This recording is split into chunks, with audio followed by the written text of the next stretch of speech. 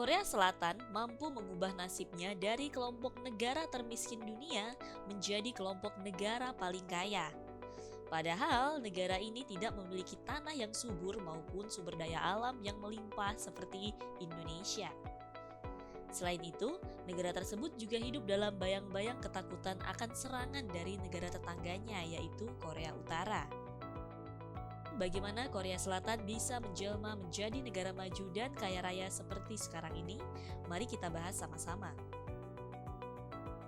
Pasca Perang Korea yang pecah mulai tahun 1950 hingga 1953, Korea Selatan tidak lebih dari tumpukan debu.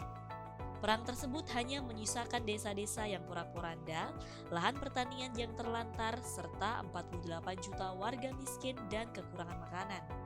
Begitulah sejarawan militer asal Amerika Serikat, Russell Gugler, menggambarkan kondisi Korea Selatan pada tahun 1966 yang tercantum dalam buku berjudul Korea 1988: A Nation at the Crossroad.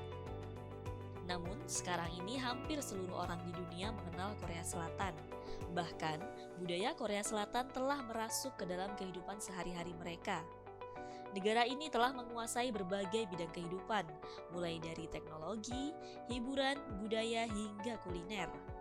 Hal ini terjadi berkat kerja keras dan tekad kuat warga Korea Selatan untuk bangkit dari keterpurukan. Keajaiban ini dikenal sebagai keajaiban dari Korea Selatan. Siapa yang menyangka negara yang pernah menjadi salah satu negara termiskin di dunia menjelma menjadi negara yang menduduki peringkat ke-10 negara dengan ekonomi terbesar di dunia. PDB Korea Selatan pada tahun 2021 mencapai 1,8 triliun dolar Amerika. Reformasi perekonomian Korea Selatan tidak terjadi begitu saja, melainkan melalui tahapan dan strategi yang terarah dari pemerintahnya. Pada tahun 1961, Park Chung-hee menjadi pemimpin Korea Selatan setelah melakukan kudeta militer menggulingkan pemerintahan sebelumnya yang korup. Di bawah kepemimpinan Park Chung-hee, Korea Selatan menerapkan strategi ekonomi industri berbasis ekspor sebagai tumpuan perekonomian nasional.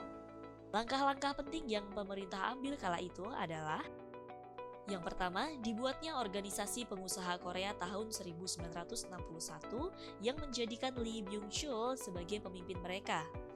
Lee Byung-chul adalah pendiri perusahaan Samsung.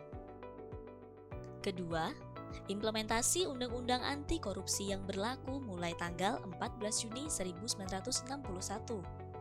Undang-undang ini meluluhlantakkan sistem korupsi di kalangan petinggi negara yang telah tertanam sejak lama. Ketiga, peluncuran proyek kompleks pabrik baja di Ulsan pada Januari 1962 yang nantinya akan diresmikan tahun 1967. Keempat, normalisasi hubungan diplomatik dengan Jepang pada tahun 1966. Langkah-langkah tersebut membuat akselerasi industri meningkat dan lapangan pekerjaan terbuka lebar. Permintaan ekspor barang-barang elektronik yang tinggi menyebabkan nilai mata uang won meningkat drastis. Berkat strategi ekonomi yang cemerlang, daya saing Korea Selatan meningkat dalam jangka waktu yang cepat. Percepatan pertumbuhan ekonomi Korea Selatan kemudian menurun pada tahun 1970-an dengan adanya krisis energi dan krisis moneter. Namun, Korea Selatan mampu menjaga neraca perdagangannya selalu surplus.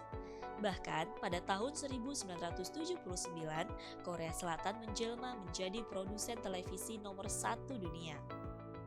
Kunci sukses reformasi perekonomian Korea Selatan adalah dengan membangun hubungan yang erat antara pemerintah dengan pengusaha. Pemerintah dan pengusaha bahu-membahu menghadapi rintangan, termasuk krisis ekonomi tahun 70-an. Namun, kebangkitan perekonomian Korea Selatan tidak serta-merta murni dari keringat bangsanya sendiri. Beberapa pihak turut andil dalam membangkitkan perekonomian Korea Selatan. Salah satunya adalah Amerika Serikat. Amerika Serikat memberikan bantuan keuangan dan teknis dengan jumlah cukup besar, yaitu sekitar 600-900 juta dolar Amerika per tahun. Bantuan masif ini diberikan karena Amerika Serikat menganggap Korea Selatan sebagai pintu pencegah meluasnya paham komunisme. Itulah perjalanan Korea Selatan yang dulunya adalah negara miskin menjelma menjadi negara kaya raya. Sampai jumpa di edisi selanjutnya. Bye-bye!